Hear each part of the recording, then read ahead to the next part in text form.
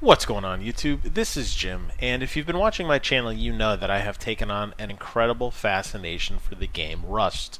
I haven't found very many good guides in terms of how to get started in the really kill-heavy universe of Rust. I mean, it's so hard to get established. It's so hard to build a base without getting destroyed immediately, without the tech and getting the resources and all that sort of stuff. And I decided that what I was going to do was I was going to make a video of my own, walking you through how I got to where I am now.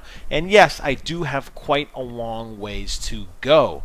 However, it's nice because this method that I'm going to show you guys can be used multiple times in server resets and all that sort of stuff. So there's 7 key points I want to emphasize to you guys, okay? I'm going to go through each one.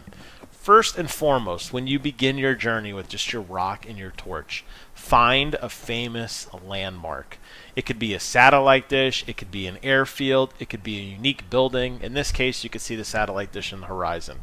This is important when you start to get near one of these. Not too close because people will investigate it.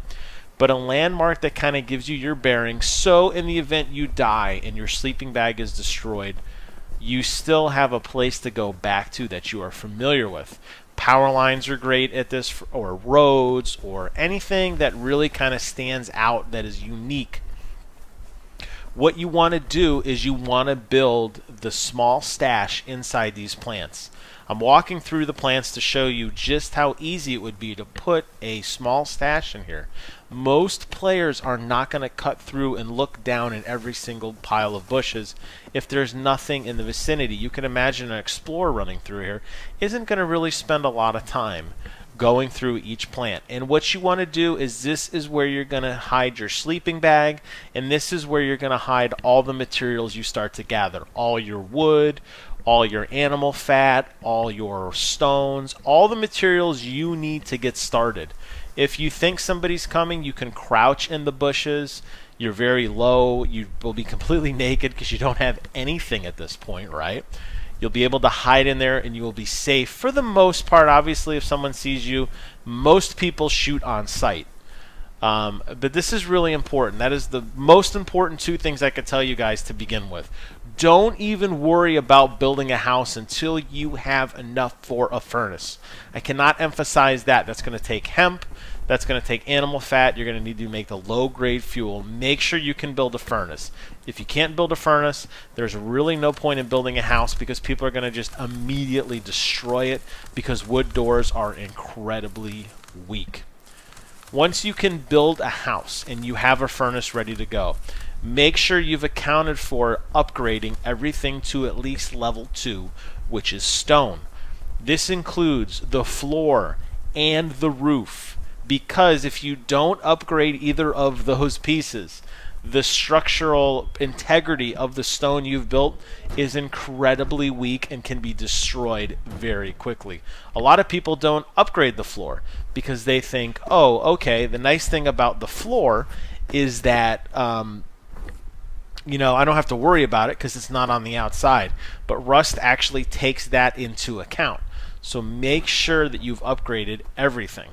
Once you can build a house, keep in mind you want to use terrain to your advantage. You saw the house that we built here, and we built it up against a natural rock structure. This does 2 important things. Number 1, it saves you resources because you don't have to build it. That rock is impenetrable. It can never be destroyed, and it saves you from having to build a wall there. Number 2, and even more importantly, when you tuck a campfire in there or you tuck a furnace under there, anything that generates any kind of smoke or any kind of light artifacts, if it's underneath an existing structure, you won't see it. The smoke will rise up and basically clip through the rock structure. And what will happen is no one will see it. A lot of times you'll see people with very small houses that will be inside their houses because you will see the smoke clipping through. You can see the shadows on the lights that I'm doing. It will clip through the structure, and you'll know they're there. And people know you're in your house too, and they'll wait for you to come out, and they will murder you, and they will take your stuff. You see me crouching right now, looking under rocks. Those are great places for campfires. Those are great places for furnaces to get started. Keep that in mind. Once you have enough to build a house, like I said, you put your furnace down. Immediately begin to smelt for a stone metal or a sheet metal door and an electronic lock. People will be tempted early on to make a key, the regular lock that's just with a key. That is not a good lock mechanism. If you get killed, people will take the key off your corpse and enter your house, most likely looting it, your sleeping bag, etc., before you have a chance to return, and there's a really good chance your stuff will be gone.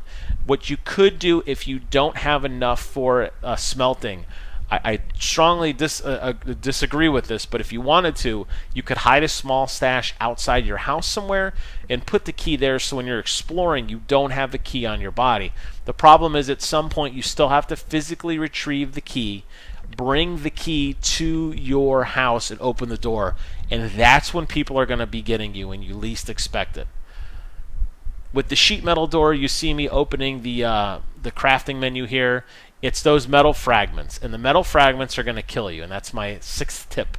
When you are putting your your stuff in the furnace to smelt it down, separate the stacks. The nice thing about a furnace is it has enough for your fire, which is your fuel source, the coal, which is the residue, 3 stacks of the metal, and then 1 of the completed metal fragments. Okay.